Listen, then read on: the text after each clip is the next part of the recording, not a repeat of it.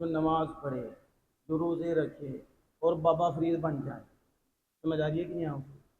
یا پھر غوث اعظم بن جائے تو ان کے لیے دعا ہے، فرشتے ان کے لیے دعا کریں گے، تو وہ نماز بھی پڑھتے تھے، وہ یہ بھی کرتے تھے، یہ بڑی اونچی شان ہے۔ لیکن صرف ایمان اتنی بڑی دولت ہے کہ جس کو اللہ اس کے رسول سے پیار ہو گیا، وہ گناہ گار سے گناہ گار بھی ہو، اسے دیکھ کر دعا نہیں کی جا رہی، آمینہ کے لال کو دیکھ کے اس کے لیے دعا کی جا رہی ہے۔ اس لیے یہ بات ہمیشہ اپنے ذہن میں رکھیے۔ یہ جو بچہ فوت ہوا ہے، یہ نمازی تھا، پرہیزگار تھا، اس نے کلمہ بھی پڑھا تھا، ابھی تو 1 سال سے اوپر ہوا تھا، نہ اس پہ نماز فرض ہوئی، نہ اس پر یہ کلمہ پڑھنا فرض ہوا، تو مجھے بتاؤ یہ مومن ہے؟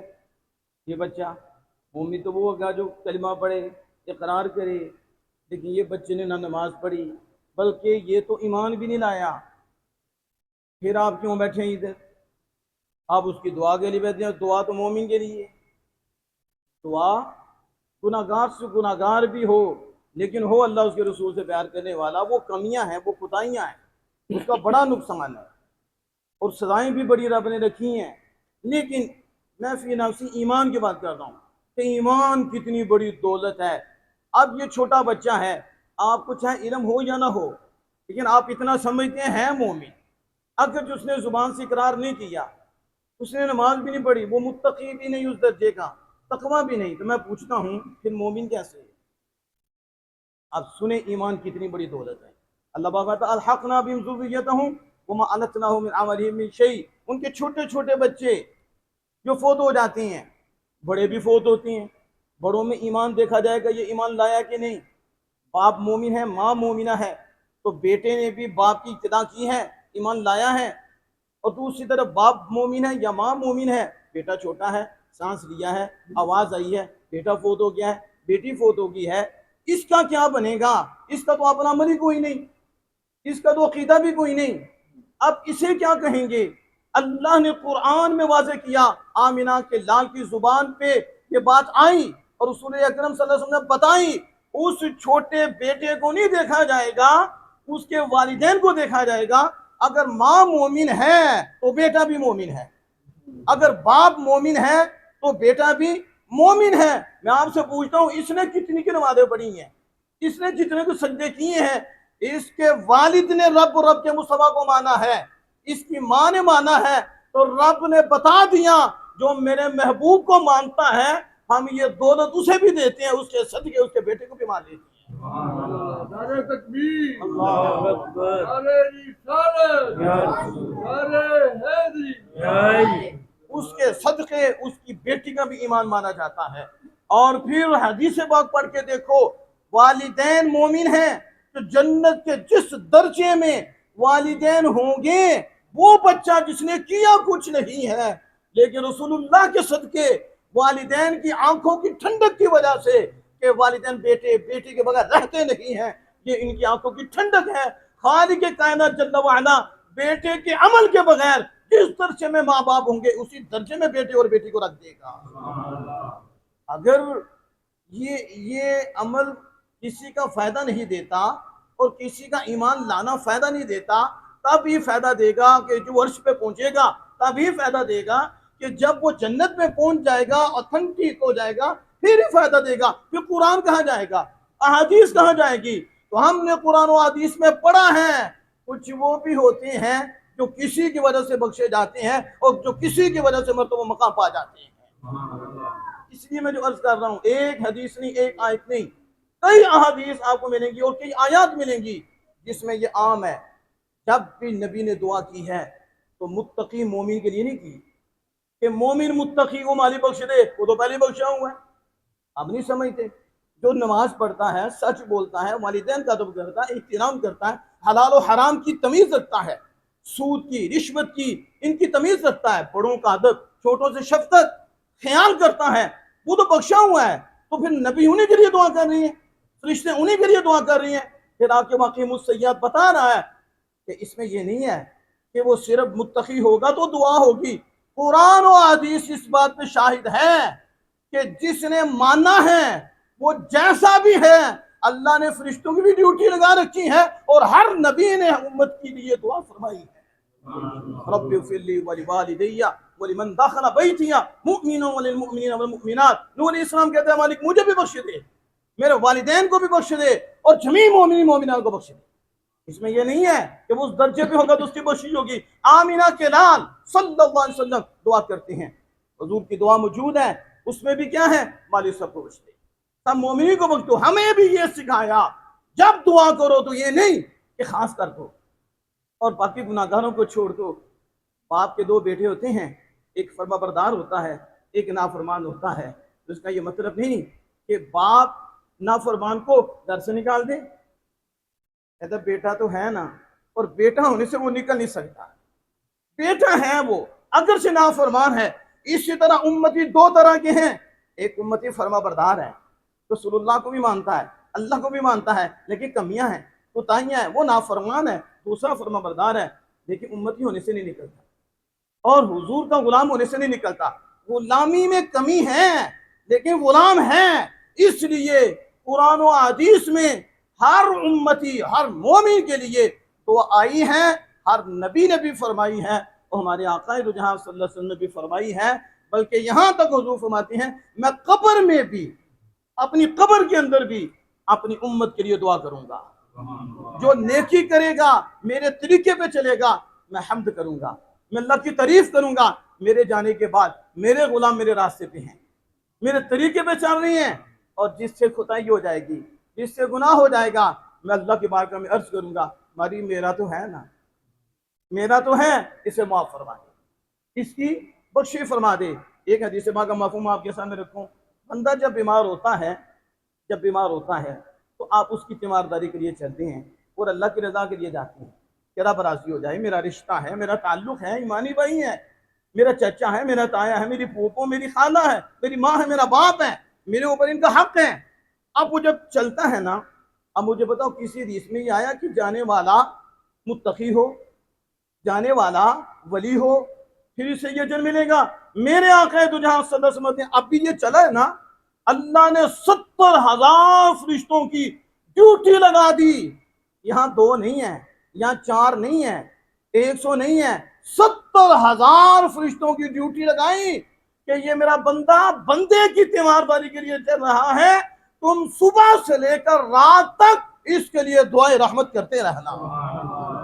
फरिश्ते 70,000, और जो रात को जाता है तीमारदारी के लिए तो अल्लाह जल्ला वाला ड्यूटी लगाता है कि सुबह तक ये हो सकता 5 मिनट बैठे, हो सकता 10 मिनट बैठे, हो सकता 20 मिनट बैठे।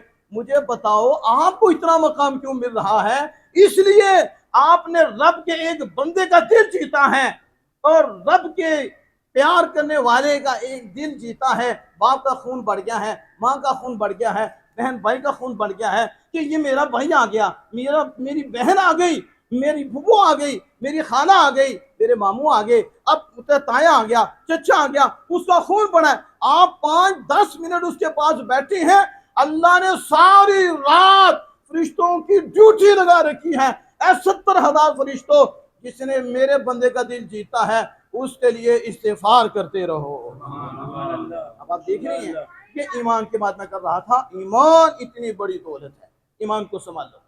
ईमान के बाद फिर अमल का दर्जा है। अगर ईमान नहीं तो फिर नमाज टकरे हैं, अगर ईमान नहीं तो ज़कात ये टैक्स हैं, अगर ईमान नहीं तो ये नमाज़ें उसकी टकरे, ये सजदे उसके टकरे, ये रोजे उसके फाके, दाढ़ी का बाल बाल वबाल है, अगर ईमान है तो बाल बाल कमाल है।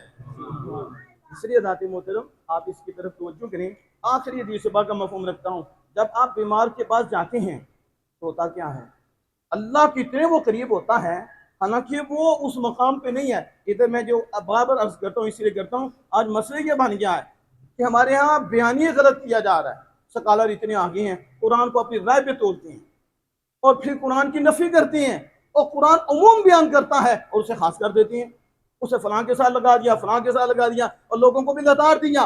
असल हकीकत तो वाज़ेह नहीं की। हकीकत क्या है? बंदा ही मोमिन बीमार है। अब यहाँ ये नहीं है कि वो वली हो, गौस हो, खुतब हो, अबदाल हो, नबी हो तो फिर ही ये मकाम मिलेगा, नहीं। आम हुजूर फरमा रही हैं बंदा ही मोमिन बीमार है और ये इसकी तीमारदारी के लिए चला गया।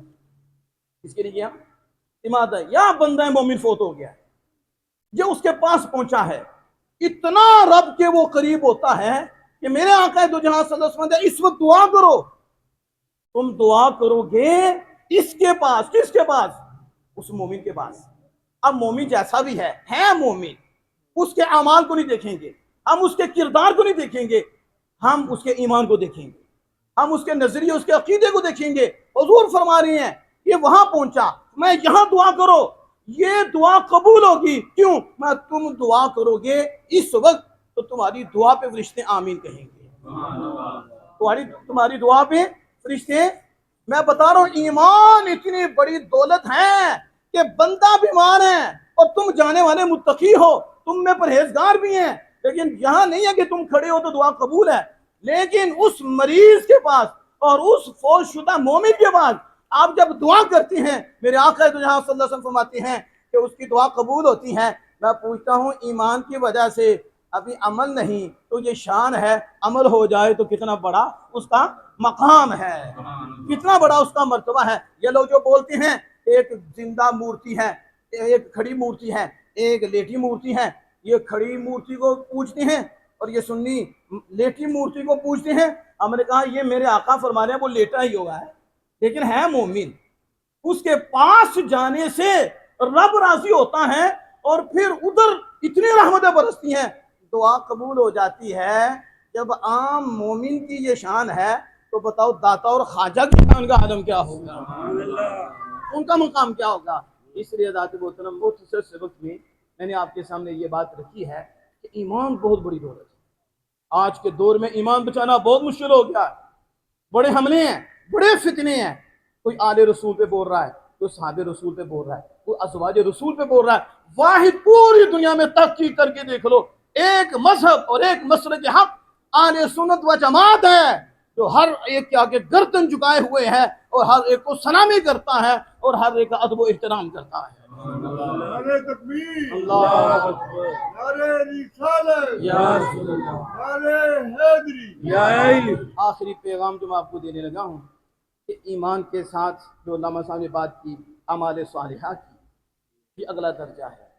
ये जो हम बैठे हैं, बेटा चला गया, यकीनन हम सब का ईमान है कि ये हमारा नहीं था, हम तो अपने भी मालिक नहीं हैं, हमारा भी मालिक कोई है, हमारे पेटों का भी मालिक एक है, हर शय का मालिक एक ही है, वो मालिक हकीकी है।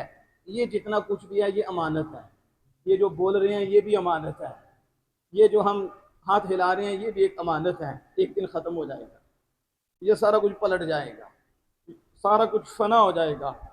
एक ही मालिक हकीकी है और ये उसकी अमानतें हैं। तो हम समझते हैं कि जो अमानत में खयानत करता है अपना नुकसान करता है, जो अमानत में खयानत करता है वो अपना नुकसान करता है। खालिक की कायनात ने ये अमानतें दी हैं, इसके ऊपर निसाब भी दे दिया है और निसाब को समझने के लिए आमिना के लाल की ज़ात भी दे दी है कि ये निसाब है और चलना कैसे है, जैसे मेरे महबूब चले हैं, जैसे मेरे महबूब का किरदार है।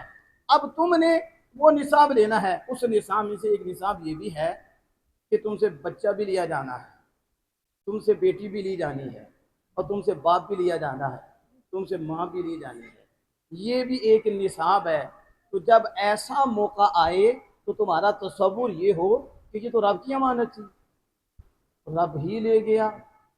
तो जब रब की थी रब ले गया तो फिर गिले शिकवे किस बात के, फिर एतराज़ किस बात पे, फिर बाल नोचने, थप्पड़ मारने, बाह बगा पीटना किस काम का, जब है ही रब की। वो एक वक्त के लिए था, जब वक्त पूरा हुआ रब ले गया, तो फिर हम रब के फैसले पे राजी होते हुए हम ये कहेंगे इन्ना लिल्लाही व इन्ना इलैहि राजिऊन। और अल्लाह अपने महबूब की जुबान पे फरमाता है जो उस वक्त बेटे के जाने पर मेरी हम्द करता है और सब्र करता है और कहता है इन्ना लिल्लाही व इन्ना इलैहि राजिऊन, तो फरिश्तों को रब आर्डर देता है ऐ फरिश्तों जन्नत में एक घर बनाओ, उसका नाम रखो बैतुल हम्द। तो अपने बच्चे के फोत होने पर, अपनी बेटी के फोत होने पर मुझे नहीं भूलता, मेरी तारीफ भी करता है और इन्ना लिल्लाहि व इन्ना इलैहि राजिऊन दिल से कहता है ये घर हमने उसके लिए तैयार कर रखा है। देखो اس میں یہ نہیں ہے کہ بیٹا 1 سال کا ہی تو بیٹا ہوتا ہے، بیٹا 60 سال کا بھی بیٹا ہی ہوتا ہے، بیٹی 50 سال کی بھی بیٹی ہوتی ہے۔ باپ کے وہ بیٹے ہیں، باپ کے ہوتے ہوئے 60 سال کا بھی فوت ہو جائیں، باپ صبر کرے اور شریعت کا دامن نہ چھوڑے، اللہ عز و جل اس کو یہ دولت عطا فرمائے گا، یہ مقام اسے عطا فرمائے گا۔ حضرت بہلول، ایک آخری بات ہے جو میں آپ کے سامنے رکھنا چاہتا ہوں، بڑے خوبصورت انداز میں انہوں نے سمجھایا۔ تو ابوبکر شبلی داتا صاحب رحمۃ اللہ علیہ نے کشف المجوب میں لکھا، امام غزالی رحمۃ اللہ نے اپنی کتاب احیاء العلوم فی الدین میں اس کو لکھا ہے۔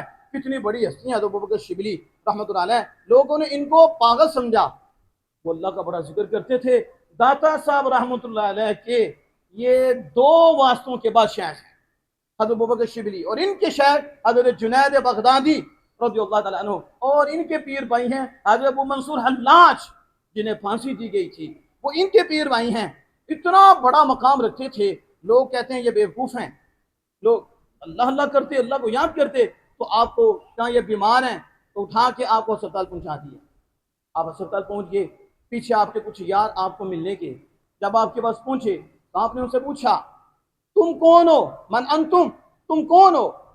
آپ اندازہ لگائیں، آپ میرے پاس آتے ہیں، میں سب کو جانتا ہوں جو میرے ساتھ یہ بڑے ہیں بزرگ ہیں، اب یہ میرے پاس ہیں تو میں ان کو پوچھوں آپ کون ہیں، تو آپ کہیں کہ یقیناً قاری صاحب کے دماغ کو کچھ ہو گیا، بیماری کی وجہ سے کچھ ہو گیا، دیکھو آئے ہوئے پہچانتے نہیں کون ہیں، لیکن ولی کی بات میں بہت کچھ ہوتا ہے، وہ کچھ دینا چاہتا ہے۔ جب ان کے پاس آئے پوچھا تم کون ہو، تو احباؤ، اسی تو تھوڑے پیارے ہیں، اسی تو تھوڑے یار ہیں، اسی تو تھوڑا محبت کرانا نہیں ہیں۔ اچھا تم مجھ سے محبت کرتی ہو، مجھ سے پیار کرتے ہو، روڑے پکڑے، روڑے پکڑے، روڑے مارے، وہ بھاگ گئے، روڑے مارے وہ بھاگ گئے۔ کہا مفہوم بتا رہا ہوں، اگر تمہیں مجھ سے پیار ہوتا تو یار کی طرف سے آئی بلا پہ صبر کرتے، یار کی طرف سے آئی تکلیف پہ صبر کرتے، یار کی طرف سے آئی آزمائش پہ صبر کرتے۔ تم تو اپنے نفس سے محبت کرتے ہو، اس لیے روڑوں سے بھاگے ہو۔ جنہیں خدا سے پیار ہوتا ہے وہ تو کربلا میں بھی کھڑے ہو کے جانے دے دیتے ہیں، لیکن پیچھے نہیں ہٹتے۔ نعرہ تکبیر، اللہ نعرہ رسالت، نعرہ حیدری۔ یہ جو میں نے عرض کیا آپ کے سامنے کہ امتحان آتے ہیں، آزمائش بھی آتی ہے، امتحان میں ہم رب کا شکر ادا کرتے ہیں، آزمائش میں ہم صبر کرتے ہیں، اور یہ ہم پہ ضروری ہے۔ تو جب بندہ اس طرح سوچے کہ جب مجھے رب سے پیار ہے تو رب تو کسی سے دشمنی نہیں کرتا، رب سے بڑا پیار کرنے والا کون ہے؟ تو اگر اس نے بیٹا لیا ہے تو پیار ہے، بیٹی لی ہے تو پیار ہے، اس کی حکمت کو ہم نہیں جان سکتے کہ کتنی حکمتیں ہیں، ہم کیا ہیں، ہم کچھ بھی نہیں، وہ حکیم ہے، اس کا ہر کام حکمت پر ہوتا ہے اور انصاف پر مبنی ہوتا ہے، جو کرتا ہے ہمارے لیے بہتر ہوتا ہے، جو کرتا ہے ہمارے لیے صحیح ہوتا ہے۔ بس ہمارا کام کیا ہے کہ جب آیا کا رب نے تکلیف بھیجی ہے، وہ تو سب سے زیادہ پیار کرنے والا ہے، یہ تکلیف نہیں ذاتی طور پہ تکلیف لگ رہی ہے، حقیقت میں خدا کی طرف سے تحفہ ہے، اگر صبر کر لیں گے تو خدا مل جائے گا۔